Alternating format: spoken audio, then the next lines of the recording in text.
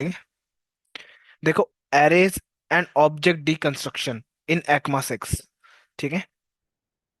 Deconstruction make the assignment of the value of an array या object the new variable assign. Objects पता है objects क्या होते हैं? मैं आपको पाइथन कंपाइलर में करके दिखा रहा हूँ, उसको सॉरी जावास्क्रिप्ट कंपाइलर में। ऑब्जेक्ट्स पता है?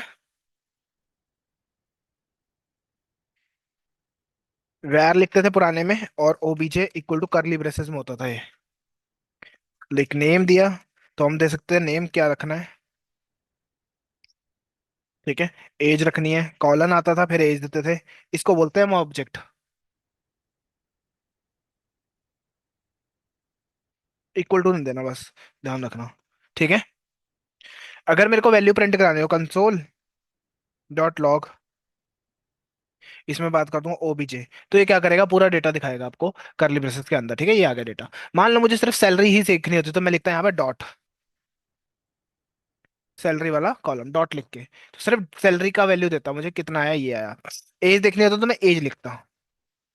ठीक है। इसको बोलते हैं ऑब्जेक्ट डिकंस्ट्रक्शन। ऑब्जेक्ट तो ये ना, डिकंस्ट्रक्ट क्या, उसको तोड़ के निकल रहे हो आप। ठीक है। डिकंस्ट्रक्ट कर रहे हो, लाइक दे ये आ गया आपके पास। आप क्या करते हो, ये देखो,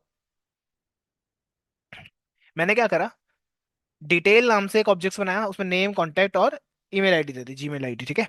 तो मैं क्या कर रहा हूँ, नेम नाम के वेरिएबल में क्या स्टोर कर लिया, ओनली नेम। कॉन्टैक्ट में कॉन्टैक्ट डॉट करके लिखना पड़ रहा है। ठीक है। अब मैं अगर नेम को प्रिंट कराऊंगा तो इजीली नेम आ जाएगा ना मेरा, लाइक कंसोल डॉट लॉग के अंदर।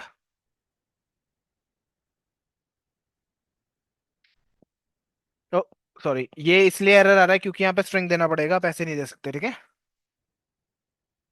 ये आ गया नेम, डिटेल में डिटेल, कॉन्टैक्ट में कॉन्टैक्ट। ठीक है।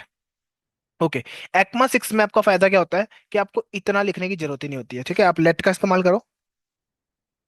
यहीं पे वेरिएबल बता दो कौन कौन से आपके पास, वो ही देना है जो अंदर नाम है। ठीक है।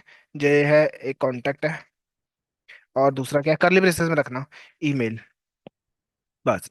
और इसको असाइन कर दोगे डिटेल्स, हो गया। सबको अपने अपनी वैल्यू मिलेगी। ठीक है।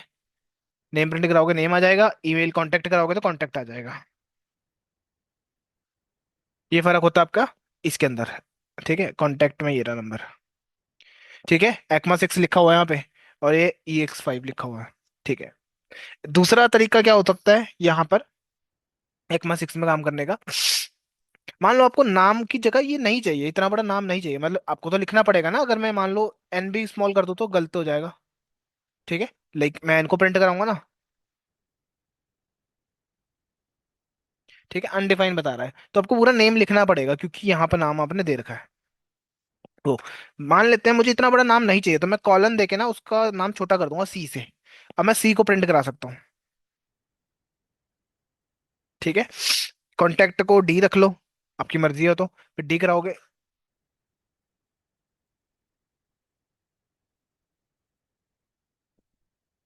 डी कराओगे तो डी आ जाएगा। ठीक है। ठीक है। अब एरे के लिए देख लेते हैं, अभी मैंने बताया ना आपको, array and object deconstruction. Objects का तो देख लिया आपके, डिकंस्ट्रक्ट कैसे कर रहे हैं। एरे में कैसे होता है, एक्मा 6 में क्या होता है, अगर ये रखा हुआ है तो जीरो H1 में क्या आ जाएगा, जीरो वाला एलिमेंट। जीरो पे क्या पड़ा है, ए, तो स्टोर के H1 में ए आ गया, तो आप प्रिंट कराओगे तो ए दिखाएगा। ठीक है।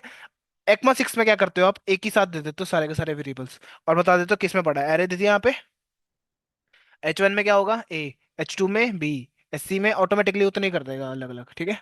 इतना सिंपल था ये। नेक्स्ट है default parameter in a function. ठीक है। डिफॉल्ट पैरामीटर्स क्या होते हैं, लाइक ये मैं बता देता हूँ। अगर आप पुराने उसमें लिख रहे होते हो जावास्क्रिप्ट में, EX6 दे देता हूँ यहाँ पे कमेंट डाल के, EX5। पहले ये 5 वाला लिख के दिखाता हूँ मैं, फंक्शन लिखते थे नॉर्मल, फिर ऐड का फंक्शन, A, B, करली ब्रेसेस, प्रिंट करा देता हूँ यहाँ पे कंसोल में।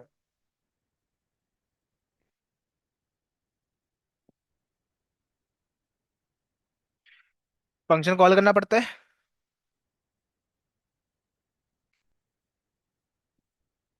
और इसकी वजह से नहीं आया। ठीक है। ये वाला जो है आपका इसमें गया, और ये वाला इसमें गया। ठीक है, और उसके बाद प्रिंट करा दिया आपने। ओके। अब क्या होगा अगर मैं एक ही वैल्यू दूंगा तो, एक ही वन, तो क्या होगा? एक ही वैल्यू दूंगा इस फंक्शन में, तो क्या होगा? है? क्या कह रहे हो? हाउ? ए, ये इधर कितनी चीजें चाहिए? यहाँ कितनी दे रहा हूं मैं? तो क्या होगा? कुछ तो आएगा। क्या आएगा वो? हाँ, एरर आएगा, राइट। यही पूछ रहा था उसमें। ठीक है, एन एन आ गया, देखो, नैन, नॉट अ नंबर, क्योंकि ए चार चार प्लस बी करने की ट्राई कर रहा हो, तो ऐसे थोड़ी ना होगा। ठीक है। तो मान लो उस बंदे का मूड नहीं कर रहा फोर के बाद देने का, तो आप यहाँ पर क्या कर सकते हो? डिफॉल्ट पैरामीटर सेट कर सकते हो, कि मैं बोल देता हूँ अगर कुछ ना देना तो जीरो उठा लेना। 0+4 नंबर तो आ गया ना एटलीस्ट। ठीक है। अब कल को उसने दे दिया, तो क्या होगा? तो 45 को उठाएगा, जीरो को नहीं उठाएगा। ठीक है, तो ये है डिफॉल्ट पैरामीटर। अगर ये वैल्यू नहीं दे रहा बंदा, तो ये ले लो। इवन मैं इसके साथ भी कर सकता हूँ, ए के साथ भी कर सकता हूँ यही काम। ठीक है, समझ आ गया? वही सेम यहाँ पर कर रखा मैंने।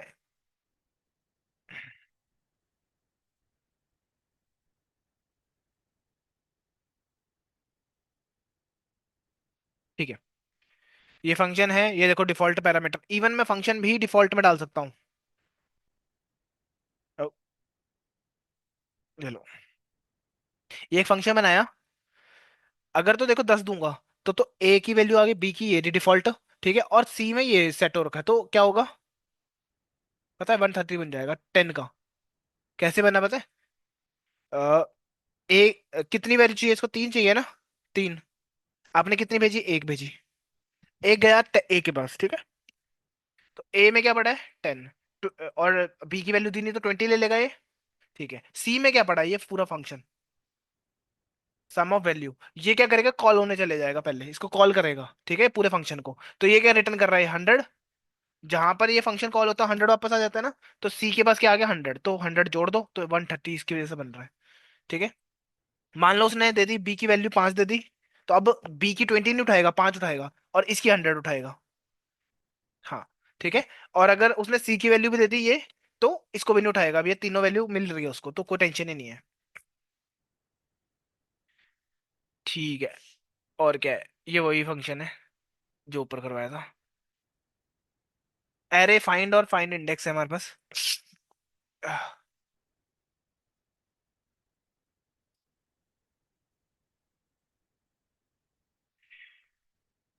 स्क्रिप्ट हटा देता हूँ, ये हटा देते हैं। ठीक है, देखो, लेट में मैंने एक एरे रखा।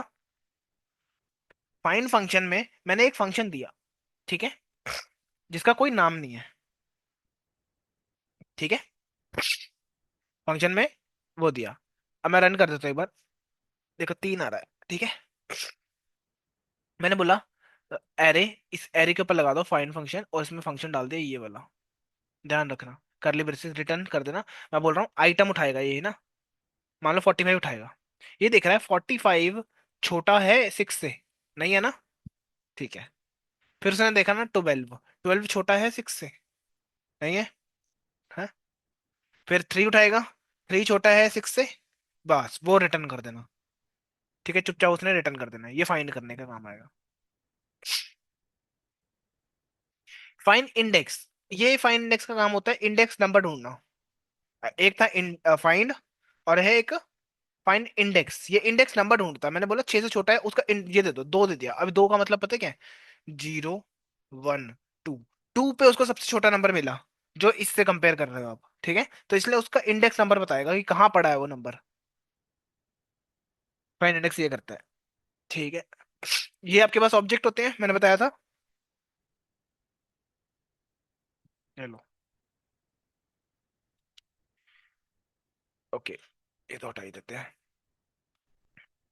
डेटा नाम से है, एक एरे है, एरे के अंदर ऑब्जेक्ट्स हैं। ठीक है, एक एरे है, एरे के अंदर ऑब्जेक्ट्स बने हैं। एक ये पड़ा है, एक ये पड़ा है, एक ये पड़ा है, एक ये पड़ा है, एक ये पड़ा है। ओके, इसमें मैंने क्या लगाया?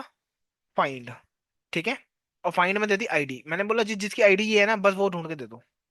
डॉट लिखना पड़ेगा ना आपको। क्यों? आइटम में पता है क्या आ रहा है? एरे, एरे का ये पूरा इसमें आएगा, तो मैं डॉट लिख के आईडी या नेम निकाल सकता हूँ, मेरी मर्जी हो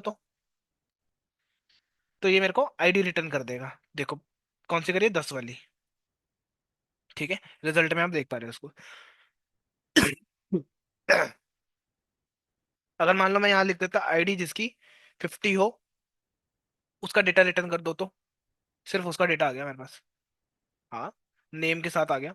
अगर मैंने जिसकी आईडी 1 होती तो उसके बराबर जो है वो वाला डेटा दो लाके। तो ऐसे एक्सपेरिमेंट्स कर सकते हो। हाँ, ठीक है। अब क्लासेस की बात करते हैं। क्लासेस क्या होता है? देखो, classes are defined using data types. ठीक है, मैंने define user defined data types होता है, मतलब ये डेटा टाइप हम खुद बनाते हैं। कौन कौन से डेटा टाइप बताए हुए हैं आपको मैंने अभी तक? है, वेर नहीं है, वेर कीवर्ड है। ओके।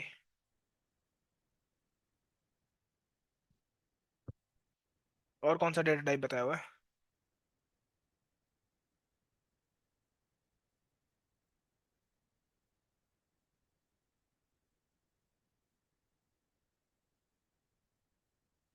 कौन से होते हैं डेटा टाइप? हाँ जी।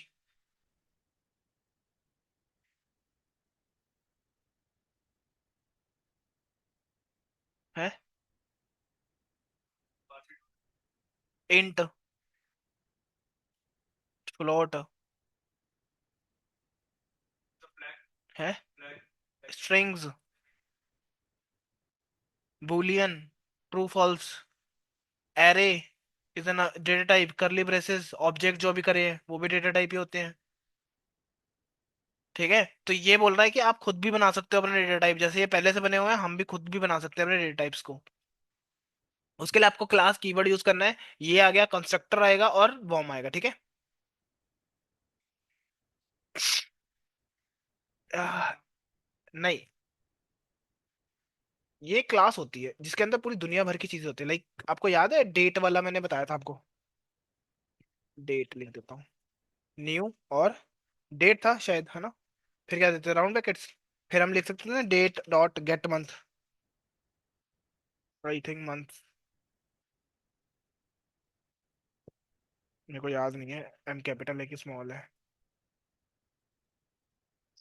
मंथ।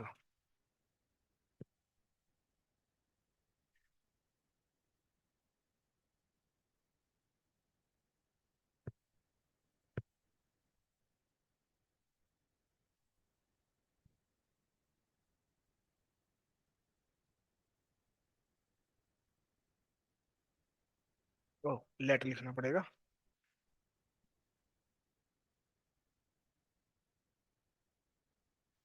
कहाँ गया वो यार?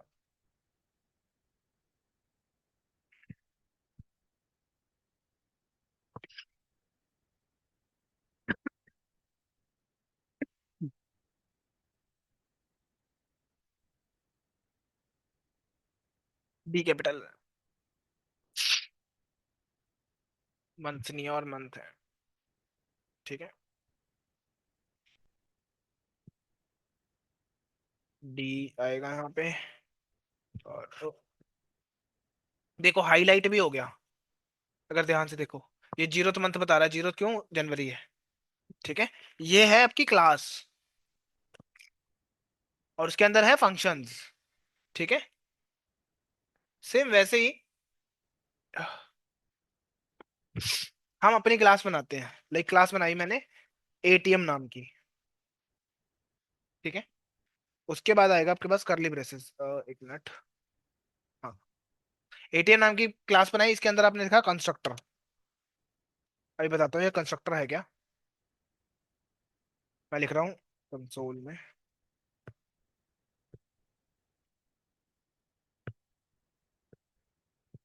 Card insert. ठीक है, आपने कार्ड डाला एटीएम के अंदर तो कार्ड से इंसर्ट आएगा।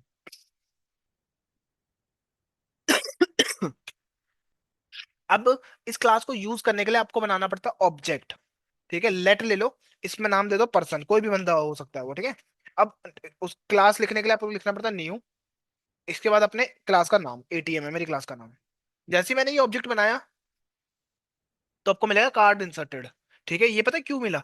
ये फंक्शन है ये भी, जो ये कंस्ट्रक्टर फंक्शन होता है ना, ये ऑटोमेटिकली कॉल हो जाता है जैसे ही हम क्या बनाते हैं, ऑब्जेक्ट। ठीक है, एटीएम नाम का मैंने ऑब्जेक्ट बना दिया। ये अपने आप कॉल हो जाता है, अपने आप। ना नॉर्मली हम फंक्शंस को कैसे कॉल करते हैं, जब उसका नाम लेना पड़ता है ना। और कंस्ट्रक्टर कंस्ट्रक्टर ही रहेगा, इसका नाम नहीं चेंज कर सकते आप, ठीक है, फिक्स है ये। हेलो।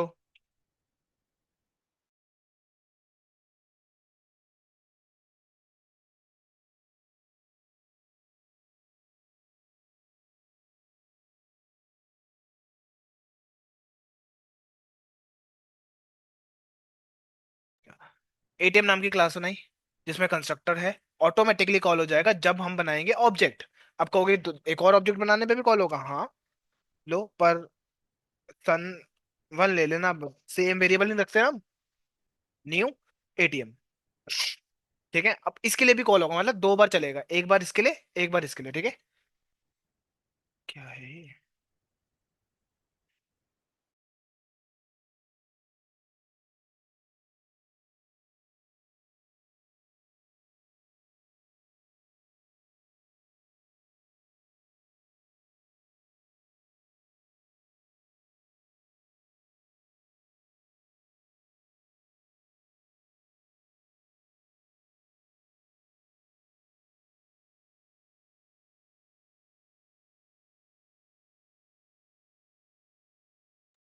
हाँ, तो इतना हमें थोड़ा आइडिया लगा कि मेरे को क्लास कैसे बनानी है, क्लास कीवर्ड से बनानी है, उसके बाद नाम जो देना आपकी मर्जी है, करली ब्रेसेस स्टार्ट हुआ, करली ब्रेस क्लोज हुए, ये कंस्ट्रक्टर बनाना होता है क्लास में, ठीक है। इससे क्या पता लगा, इसका मतलब पता है क्या है? कि आपने एक एटीएम क्लास कार्ड डाल दिया एटीएम मशीन में, ठीक है।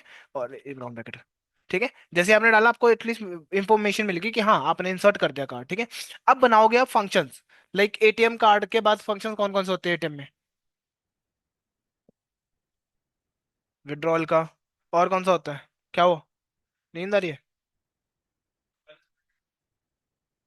हाँ, बैलेंस चेक का भी होता है, ठीक है। मल्टीपल फंक्शंस बनाते हो ना आप। मैं एक मिनट इसे बनवा लेता हूँ। Create class in Java script for ATM, ठीक है। देखो ये चार फंक्शंस बनाया है इसने, डिपॉजिट का है, विड्रॉल का है, चेक बैलेंस का है, और वैलिडेट अगेंस्ट बैलेंस है, ठीक है। हम्म, हम्म, लो उसने बना भी दी है। अब देखो ध्यान से। कंस्ट्रक्टर था, आपको पता है, इनिशियलाइजिंग मैंने इसके अंदर ना एक आर्गुमेंट भेज दी, इनिशियलाइजिंग जीरो, अभी का बैलेंस कितना है, जीरो है, ठीक है। अभी दिस यूज करा है इसने, पर दिस अभी यूज करना नहीं था। अरे यार, एक मिनट रुक जाओ।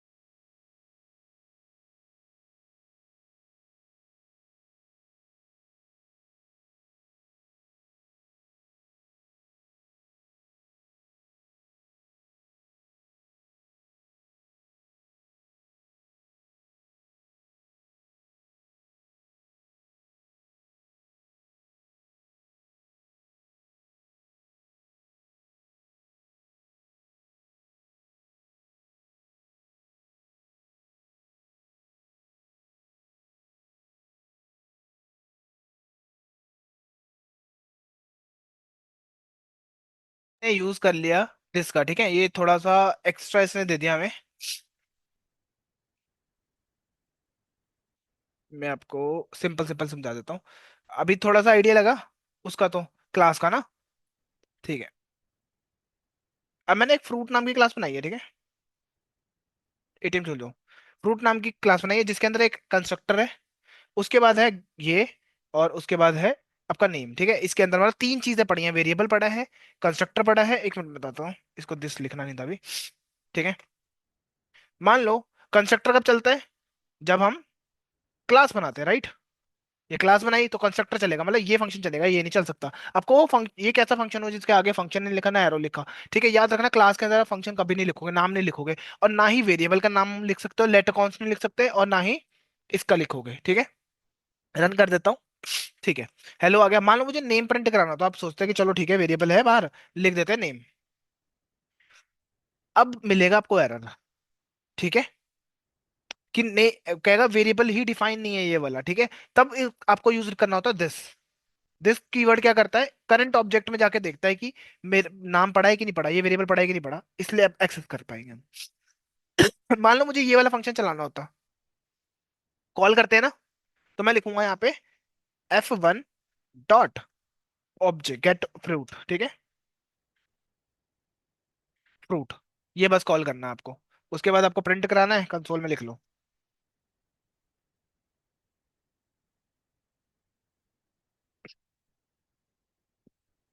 ठीक है, मैंगो आ गया।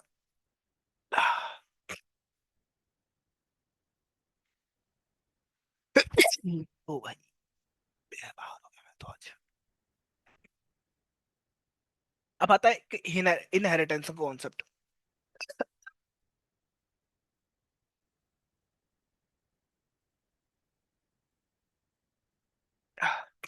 इनहेरिटेंस का फायदा पता है क्या होता है।